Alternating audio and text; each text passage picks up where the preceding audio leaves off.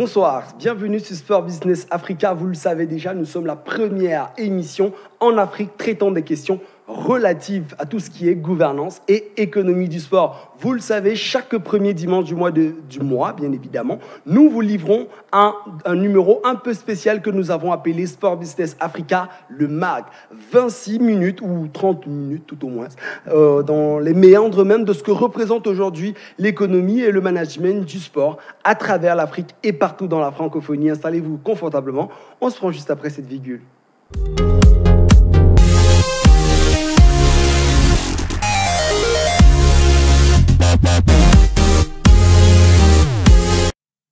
Voilà, vous êtes donc, je le disais, sur Sport Business Africa. Et donc aujourd'hui, dans le cadre de Sport Business Africa, le MAG, deuxième édition, ce que nous allons vous faire, c'est essayer de vous balader dans les méandres de ce qui fera l'actualité tout au long du mois de décembre et probablement au début du mois de janvier, mais également nous allons nous contenter de vous amener à comprendre comment cela fonctionne, à vous éduquer un peu sur certaines thématiques relatives justement à l'économie et au management du sport. Et donc on va commencer rapidement par un sujet qui probablement fera l'actualité tout au mois de décembre. Il s'agit du CHAN. Eh bien, le CHAN, le championnat d'Afrique des Nations, qui est donc une compétition réservée aux Africains évoluant sur le territoire, eh bien, sur le continent, bien évidemment. Eh bien, on connaît déjà les dates.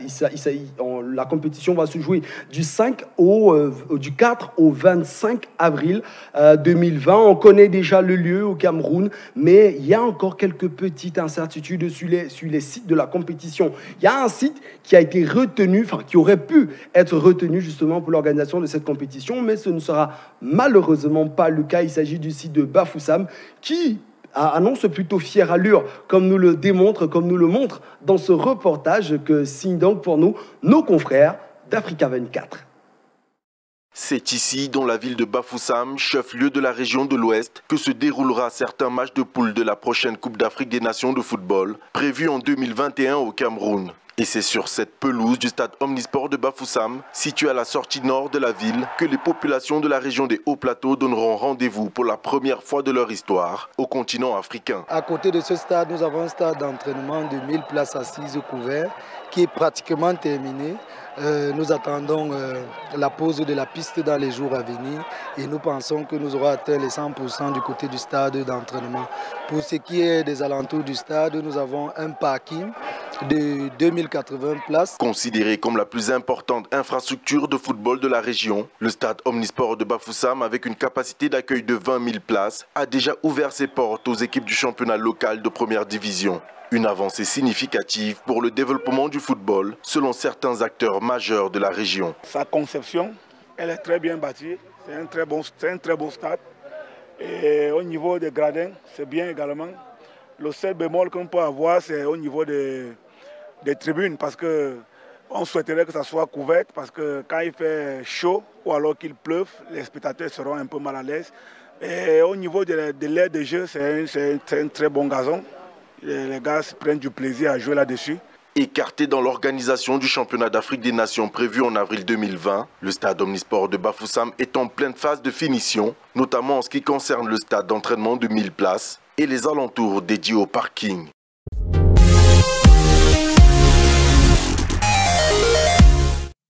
La Confédération africaine de football a donc tenu la semaine, en début de semaine, un comité exécutif, une réunion donc, du comité exécutif visant à mettre sur pied un certain nombre de réformes sur les grandes compétitions de cette confédération africaine de football-là. Alors, les premières résolutions, du moins celles qui font le plus jaser actuellement, il s'agit notamment de la Coupe d'Afrique des Nations 2021. On connaît plus ou moins le pays où cela sera organisé, le Cameroun, mais on a du mal à connaître les dates. Eh bien, la Confédération africaine de football veut changer les principales dates de cette compétition et cela fait beaucoup parler. Et même si il faut dire quand même que pas mal d'observateurs pensent que ce serait pas mal parce que, notamment lors des périodes qui étaient prévues, notamment la période de juin, eh bien, on note un fort taux de pluviométrie. Alors, la question que les uns et les autres se posent, c'est celle de savoir est-ce que ce n'est que maintenant que la Confédération africaine de football s'est rendue compte que les problèmes météorologiques pouvaient donc pouvaient jouer les troubles faits lors de cette compétition. On aura l'occasion donc d'évoquer ce sujet tout au long du mois de décembre. Et autre innovation lors de cette réunion du comité exécutif de la Confédération africaine de football, c'est l'innovation au niveau des awards avec l'ajout de 2 prix, ou du moins le retour du prix du meilleur joueur évoluant sur le continent africain, mais également le prix de meilleur jeune joueur africain, qui sont quand même des prix qui incarnent l'innovation de cette édition des Awards l'édition qui se tiendra, oui, bien évidemment, le 7 janvier prochain du côté du Caire en Égypte. Eh bien, à ce propos, notre consoeur Marina Ngogvina a préparé pour nous un round-up des sportifs camerounais qui vont donc prendre part à cette cérémonie des Awards et bien évidemment aux chances de récompense du pays de Roger Mila et de Samuel Eto'o. On prend ce reportage, on se prend juste après. Le Cameroun est nominé dans 6 catégories dans le cadre des CAF Awards d'édition 2019. La 28e édition des CAF Awards est établie par un panel de professionnels issus des médias et du milieu du football. À cet effet, dimanche dernier, l'instance pétière du football africain a dévoilé la liste des différents protagonistes pour ces trophées annuels. Une pléthore de concurrents s'étant distingués, rivalisant ainsi dans 8 groupes, à savoir joueurs africains de l'année, joueuses africaines de l'année, joueurs africains interclubs de l'année, espoir africain de l'année, entraîneur masculin équipe africaine, entraîneur féminin équipe africaine, meilleure équipe africaine masculine et meilleure équipe africaine féminine.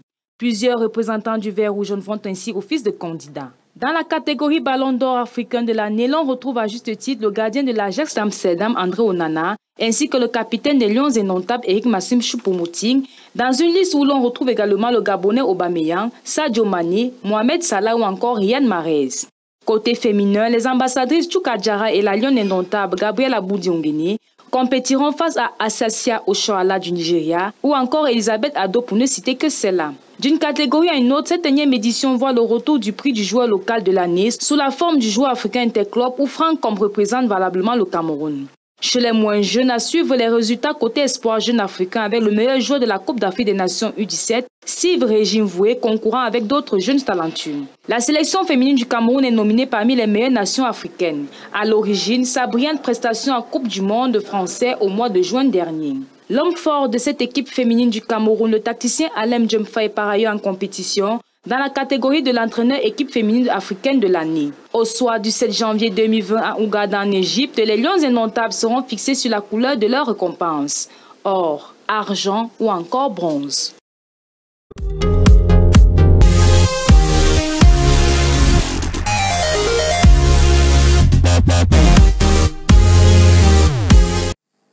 Un autre sujet qui fait déjà jaser du côté du Cameroun et donc qui fera encore jaser, c'est bien évidemment ce partenariat entre la marque française Coq Sportif et la Fédération camerounaise de football. Longtemps annoncée, une signature de contrat, elle n'aura pas lieu, du moins elle n'a pas encore eu lieu. La dernière date annoncée par les instances du football camerounais était bien évidemment celle du 5 janvier. Malheureusement, ce n'est pas encore le cas. Qu'est-ce qui se passe entre la marque Coq Sportif et la Fédération camerounaise de football? Tout au long du mois de décembre, on aura l'occasion d'en savoir plus. D'ailleurs, le ministre des Sports et de l'Éducation physique du Cameroun a adressé à la Fédération une lettre pour en savoir également plus sur cette affaire. Eh bien, même si ça ne se passe pas très bien entre l'équipementier donc de la Fédération camerounaise de football, une autre fédération a su quand même damer le pion et s'imposer. Il s'agit de la Fédération camerounaise de rugby. Elle a présenté justement en début du mois de décembre ses nouveaux maillots, les maillots de l'équipe nationale, l'équipementier, ou tout au moins le nouvel équipementier italien. Il s'agit de Sportica, une marque très bien installée partout dans le monde et qui habille aujourd'hui près de 1500 équipes à travers le globe terrestre. C'est dire quand même que la Fédération camerounaise de rugby a plutôt frappé fort. Et là, c'est la présentation de ces équipements. C'est donc fait au cours d'une soirée riche en strass et en paillettes. Sport Business Africa était très bien représenté à cette soirée-là. Écoutez, ou du moins regardez ce reportage que signe pour nous notre confrère Claude Villongor.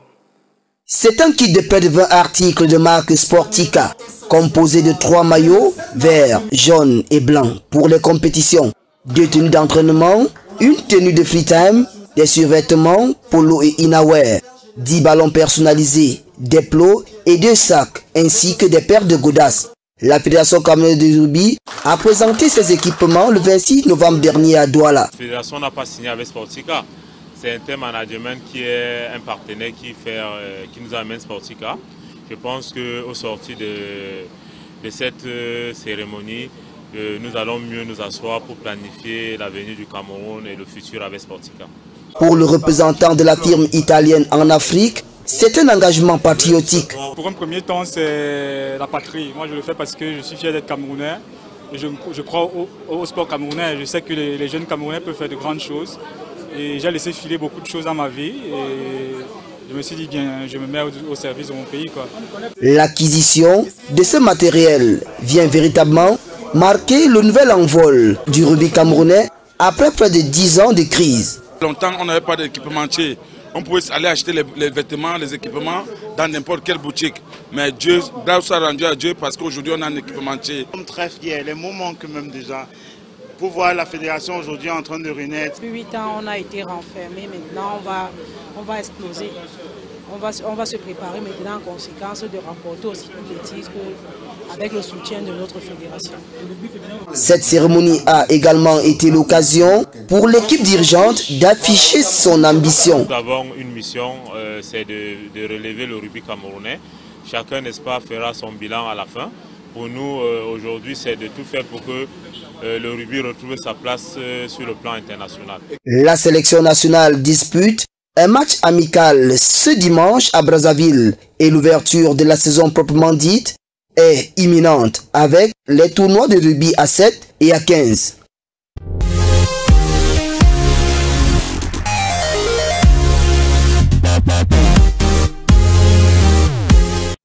Voilà qui est dit, c'est la suite donc de Sport Business Africa, le MAG, votre édition spéciale light de l'émission, sans débat, sans piment et bien évidemment très corsée. C'est une version, je le disais donc, qui est plutôt très digeste. Et on continue donc par la séquence, on a terminé avec la séquence information de cette édition du MAG. On passe maintenant à la séquence pédagogique. Eh bien, une question se pose toujours et une question que vous nous posez toujours à travers nos pages Facebook, Twitter, Instagram, que vous pouvez bien évidemment consulter tout le temps. Vous nous demandez toujours pourquoi les maillots de l'équipe nationale n'ont pas des maillots de l'équipe nationale de football n'ont pas de sponsor. Eh bien, c'est une question à laquelle nous nous sommes penchés, notamment avec nos confrères de Oh My Goal France, qui vous présentent donc certaines explications. Et nous, on viendra juste après, peut-être pour compléter 2 ou 3 éléments. On se prend ce reportage de Oh My Goal France et on se prend juste après. Les sponsors ne figurent sur les maillots des sélections. Et pourquoi ? Pourquoi les maillots des pays n'ont-ils pas le droit à leurs petites marques comme les clubs? Tu sais? Non? Eh ben c'est parti. Allez, question. Dans le football, le moindre espace est à vendre aux sponsors. Les maillots, les manches des maillots, les shorts, les chaussettes, les vestes, les panneaux publicitaires, même les bandes touches. Les sponsors sont partout. Mais alors, vraiment partout. Sauf sur les maillots des sélections. Et c'est pas parce qu'ils sont sacrés, hein. Et pour répondre à notre question du jour, on va faire appel au règlement. Toute publicité de sponsor sur tous les éléments de la tenue de jeu utilisés ou introduits dans la zone du stade lors des matchs officiels est interdite.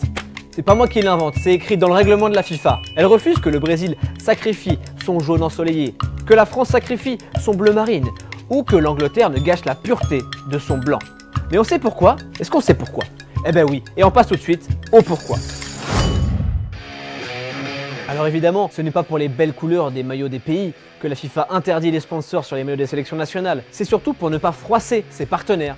Les gros sponsors officiels qui versent à la FIFA des sommes conséquentes pour être présents à la Coupe du Monde, aux éliminatoires de la Coupe du Monde ou pendant la Coupe du Monde des clubs. Et oui, cette compétition existe encore. On va prendre un exemple très simple.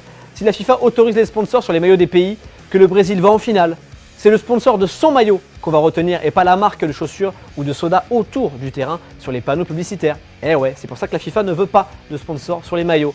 Mais les sélections ont quand même une solution. La solution, tout de suite.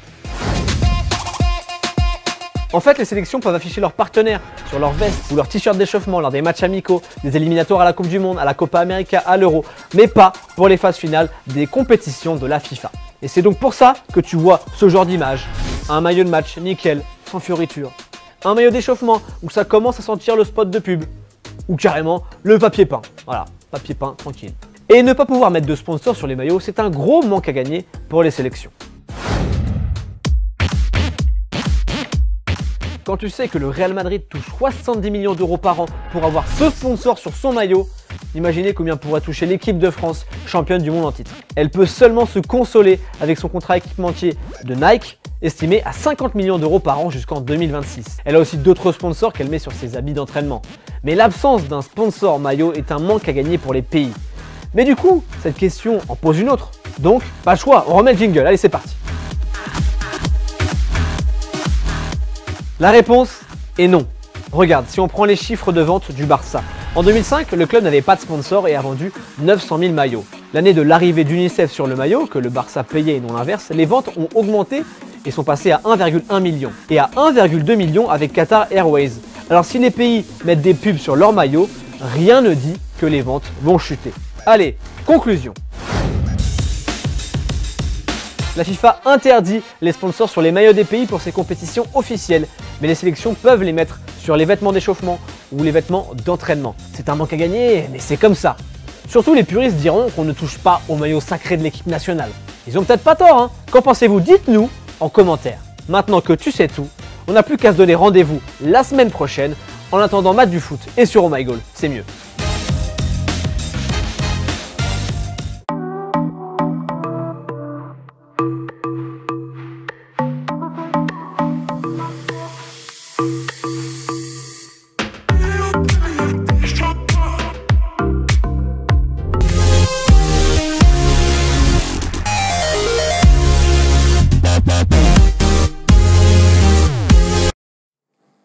Voilà, tu sais tout ou presque, sur les raisons pour lesquelles les maillots des équipes nationales de football n'ont pas de sponsor. Eh bien, c'est effectivement un très très gros manque à gagner pour les fédérations africaines qui auraient pu quand même engranger beaucoup d'argent grâce à cette stratégie marketing-là. Et c'est également ça, Sport Business Africa, le MAG. Parce que nous ne nous contentons pas simplement de vous donner l'information, mais nous nous contentons également de vous apporter un plus en matière de connaissance de ce qui représente aujourd'hui le management, la gouvernance et surtout l'économie du sport. Eh bien, on va continuer cette émission spéciale, le MAG, eh bien, par cette compétition, la balle.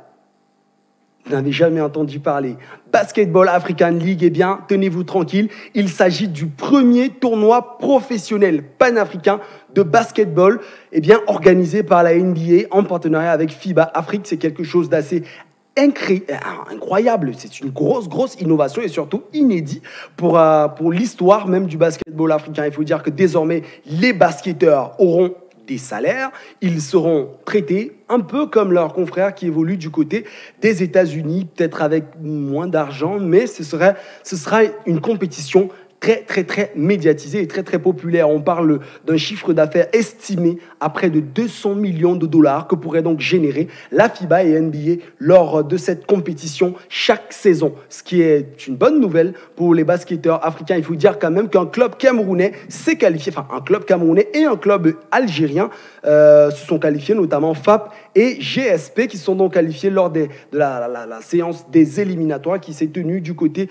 de Yaoundé en début de semaine. Eh bien, ça fait plaisir pour le basketball africain. C'est une très bonne nouvelle. Nous, qu'est-ce qu'on va faire? On va vous inviter à regarder ce spot publié justement par nos confrères de NBA Africa pour comprendre les contours de cette compétition.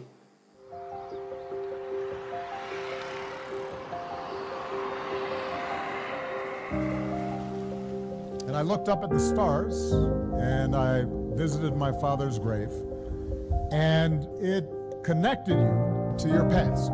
And it connected you to the stories of those who came before you that then fortified you for the future.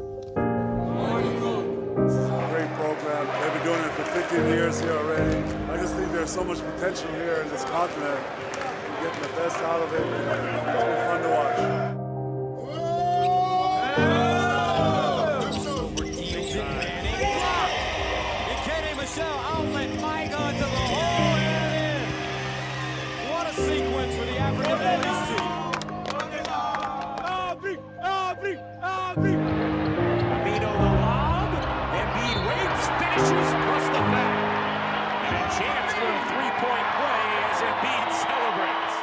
Such an honor to have two great leaders here. Let me just say to the young folks here from Rwanda, it's an honor to be here in Kigali.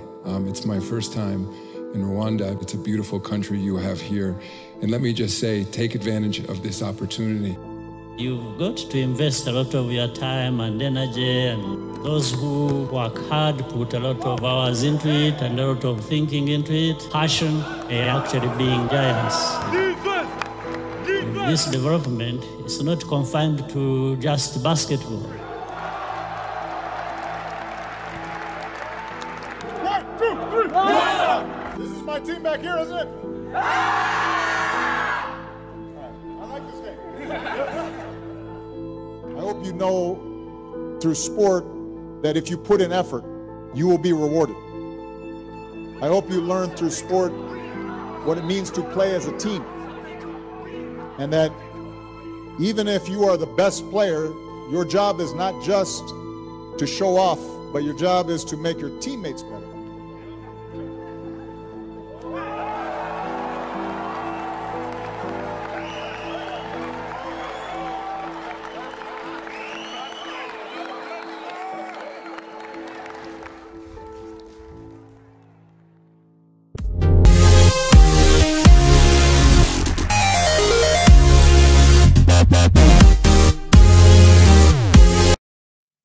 Yeah, now you know all about the project of NBA for Africa, and it's a very good thing for us to know that basketball in Africa will be developed, and it's a good news for those actors of this sport in Africa, and I hope that some other disciplines of other sport like football will follow this example. And you know that Gianni Infantino, the president of the Federation of the International Federation of Football, has decided to launch a African Soccer League based on this on the same model than NBA and FIBA Africa for the Basketball African League. It's a very, very good news for African, and we're gonna continue in this show. You know, this magazine the name is Sport Business Africa, the mag. And today for this edition, we're gonna close this edition by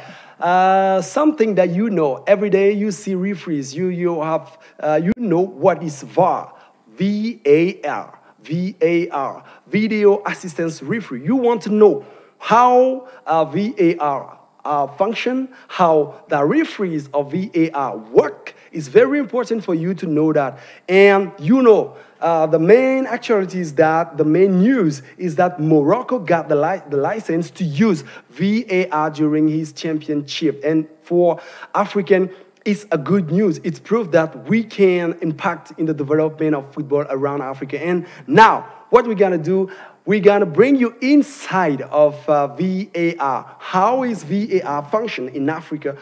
This is a report brought to you by CAF TV. Let's see it and take it after.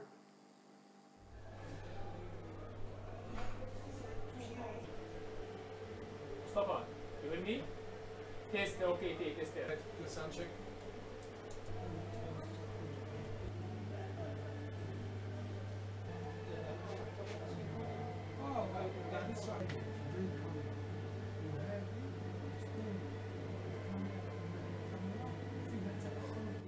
How do you see the first test of VAR system in African competitions?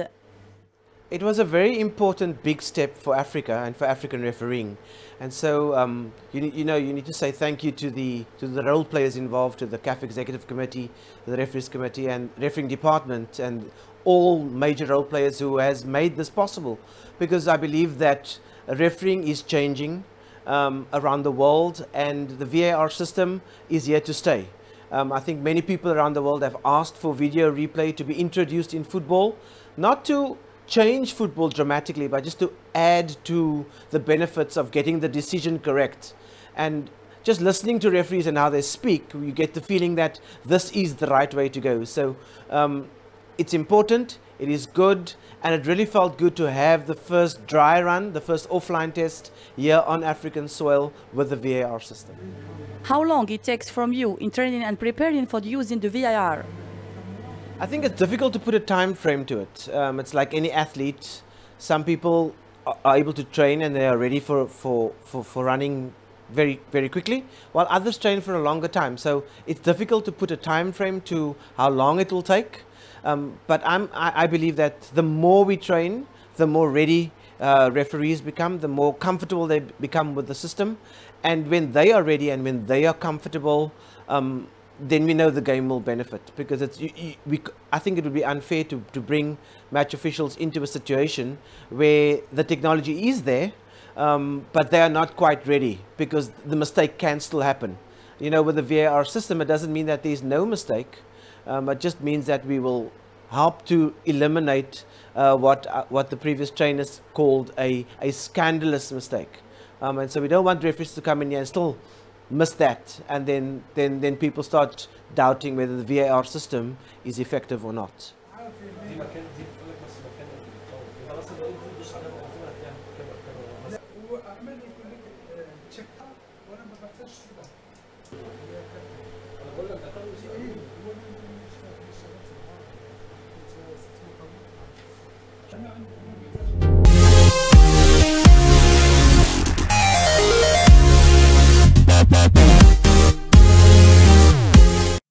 This is the end of this Sport Business Africa mag of the month of December. It's very important. It was very, very important for us to bring you all those information. We know that it's very important for today to understand how sport function all around Africa in the Francophonie area. So it was very important for us to be there. So every month you're gonna have your Sport Business Africa mag, just for 30 minutes to understand how the sport business functions. So hope that we were gonna be together for next month. So thank you to all our team, notre équipe donc, qui était donc menée dans le cadre de cette édition bilingue de Sport Business Africa, le MAG, justement, mené par Dieu béni Michael, qui était du côté des 8352 boutons de sa console vidéo, et bien assisté de William, qui était également avec nous, et de tous ceux qui ont participé à l'élaboration de ce programme, notamment Marina Gogvina, Claude Villangot, de notre confrère de Vision 4, et bien plus encore. Merci également à nos confrères de France, de Africa 24, qui ont également participé à l'élaboration de cette émission spéciale Sport Business Africa, le MAG du mois de décembre. Retrouvons-nous donc la semaine prochaine avec un format beaucoup plus habituel, un format avec nos panélistes qui seront là, les experts que nous allons faire venir ici, qui seront partout dans le monde également pour parler encore, pour discuter justement sur les questions de développement du sport à travers le continent africain et dans la francophonie. Restez comme d'habitude sport, mais surtout business. Ciao, à la semaine prochaine.